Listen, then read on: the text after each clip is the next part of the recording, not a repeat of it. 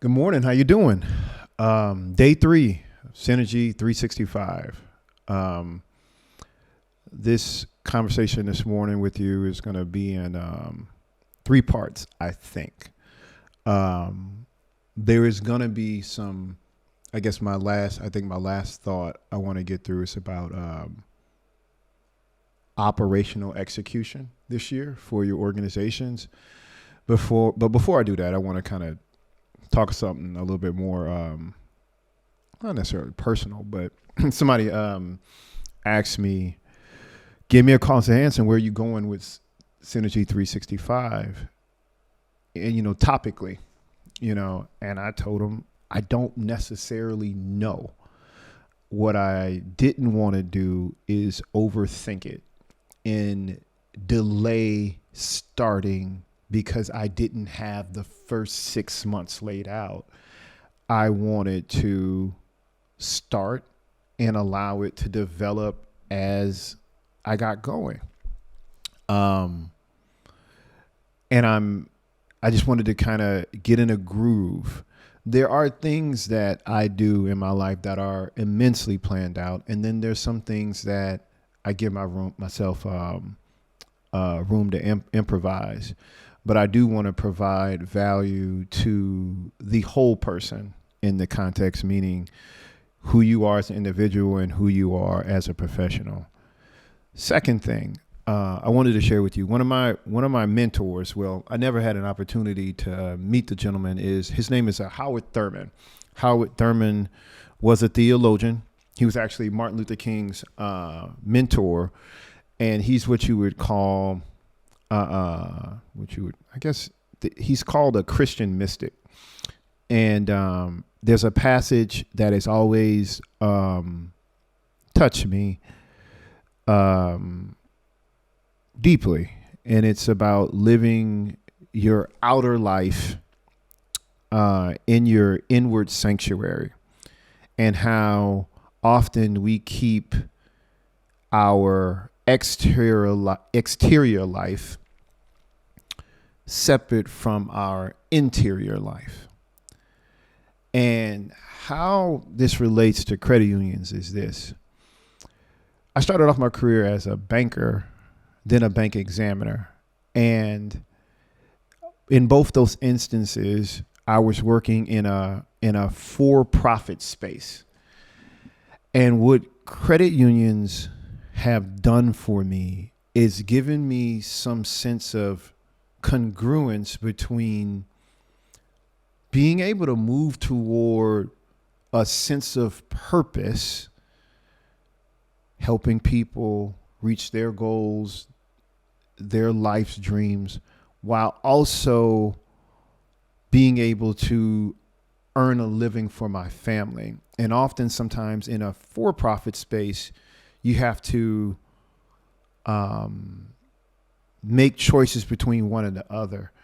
And what Thurman was talking about in his passage here in the book, the name of the book is called Meditations of the Heart by Howard Thurman, is that what we should be striving to achieve is harmony between our outer lives and our inner lives, and bringing, I think he used the word, the rasping noise of our outer life under the scrutiny of the sanctuary of our inner.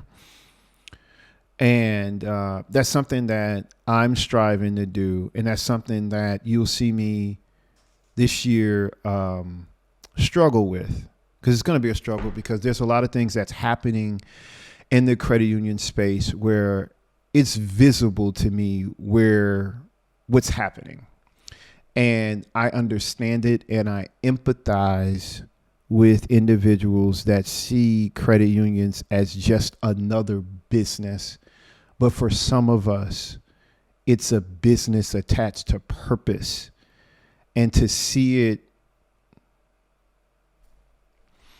it's a business attached to purpose. And so that's the end of part 2 of this conversation. The last thing I wanted to just really talk to some of the managers here is I think before you start a year, you should do some reflection on the last year. And if you're looking before you, I guess, jump straight into this year, how did 2023 end up for you? And what are some of the things that you're going to do differently this year for yourself, and also in terms of expectations from your teams, from an operational execution standpoint? You got the strategy, you have the plan, but what are the behaviors and systems that you're going to put in place to ensure that you can actually execute differently this year? I don't know if I seem this way, but I am a very hard-nosed person when it comes to people attempting to BS me. And I was watching the Lex Friedman podcast. He was interviewing, I think it's Jeff Bezos, the gentleman, the CEO of Amazon. And they were talking about this,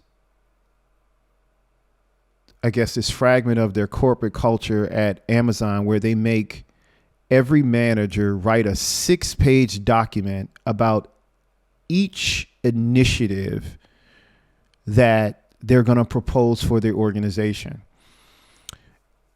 And Jeff Bezos was saying, I like a clean document, but a messy meeting.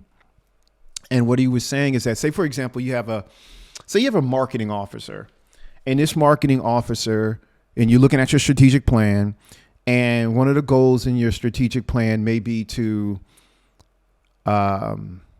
raise membership growth by 5% this year. Well, in the Amazon world, that marketing officer would need to bring in a 6-page document outlining their thought process on how they're going to execute on that goal. And Jeff said that in the meeting around the rest of the senior managers, they all sit down for 30 minutes silently. He used the word like study hall, and they read the document together. And I thought that was amazing because think about it. That document should be able to stand on its own, and it should be able to articulate that officer's thought process on how they're going to achieve that goal. And then after everybody's read it, they jump straight into debate on feasibility and how they're going to execute it. And I think a lot of times in the credit union space, we don't require individuals to substantiate their thought processes and get into the brass tacks of how they're actually going to execute on a strategic plan. I mean, if you're sitting in front of a person and you're asking them a question, so, hey, we got this board here and we're supposed to get 3% membership growth, or we're supposed to get 4% organic loan growth. Can you, without any frilly language, articulate the plan on how you're going to do that over the next 90 days? And if the person can't do it with any measure of confidence, or if they get all weird and feel like they're being attacked because you're questioning perhaps some of the assumptions that they're making in their operational strategy. Remember, I'm not talking about a conversation between board members. This is not a board conversation. This is you within your, I guess, inner circle managers, where you should be able to really be able to have these conversations. If this individual cannot articulate that, then they probably can't do it. In my opinion, if they can't lean into the conversation with a zest, with a confidence, with some zeal. Oh, look, week 1, I'm about to knock this out. Hey, we're going to need this, and this is why. Somebody asked them a very pointed question. Great question. Let me tell you how we're going to do that. There should be a zeal, whether or not that be your collections person, your member business lending person, your retail officer. they should be able to articulate how they're going to execute on their portion of the operational strategy. All right. So that's all I have for today. I want you to have an amazing day. Anticipate something to go wrong as you don't expect it, and kind of play out how you're going to respond to it so that it doesn't take you out of your rhythm. All right. See you tomorrow.